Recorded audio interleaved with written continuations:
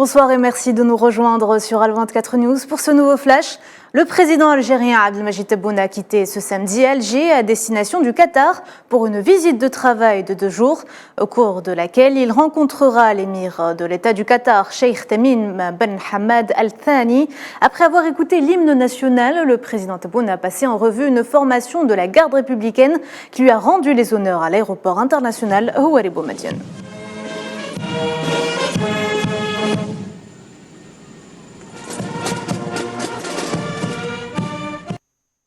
Le Premier ministre algérien Ayman Ben Abdelrahman a présidé ce samedi au Centre international des conférences d'Alger la cérémonie du lancement officiel de la stratégie nationale de transparence, de prévention et de lutte contre la corruption qui couronne le processus juridique et institutionnel réalisé par l'Algérie et son engagement en matière de lutte contre la corruption.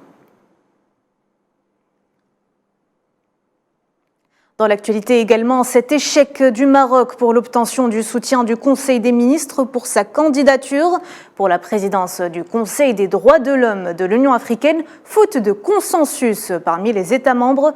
Ce nouveau revers pour la diplomatie marocaine est dû, selon des diplomates africains, à son statut d'État oppresseur de sa population et d'occupant illégal du Sahara occidental.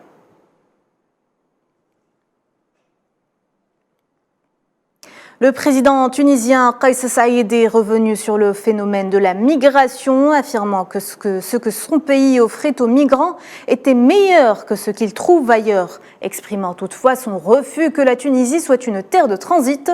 Des déclarations qui interviennent après que les unités flottantes de la garde maritime tunisienne à Sfax ont repêché 13 corps sans vie de migrants subsahariens. Un partenariat sur la migration doit d'ailleurs être finalisé demain à Tunis, où le président tunisien Kais Saïed recevra notamment la présidente de la Commission européenne, la chef du gouvernement italien, ainsi que le Premier ministre néerlandais. Conflit au Soudan, les Nations Unies demandent un accès humanitaire sûr dans le pays alors que le conflit perdure.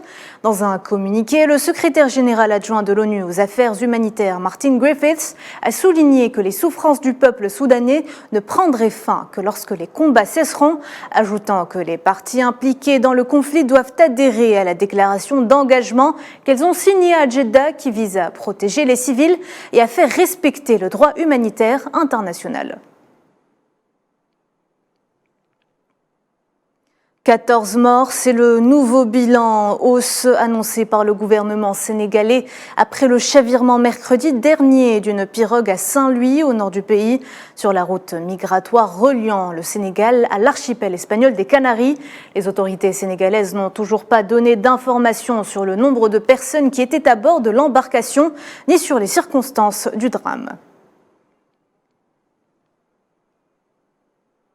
L'opposition dit non au nouveau changement constitutionnel. Environ 500 personnes ont défilé hier à Bangui, la capitale de la Centrafrique, contre un nouveau projet de nouvelle constitution soumis au référendum fin juillet et dont l'adoption permettrait notamment au président Faustin Archange Touadéra de briguer un 3e mandat. Conflit russo-ukrainien, le président sud-coréen Yoon Suk-yeol a effectué ce samedi une visite surprise en Ukraine, durant laquelle il s'est rendu dans la ville de Boutcha avant une rencontre avec le président ukrainien. Volodymyr Zelensky a d'ailleurs profité de cette occasion pour remercier son homologue sud-coréen pour sa significative première visite en Ukraine et son solide soutien.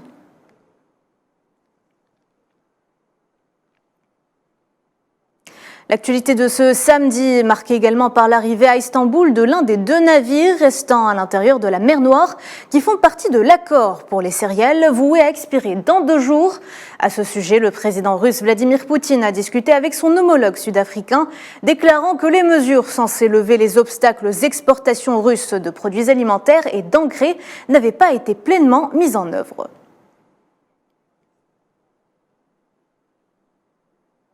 C'est la fin de ce flash, merci de l'avoir suivi. Je vous donne rendez-vous à 19h pour le journal de la rédaction.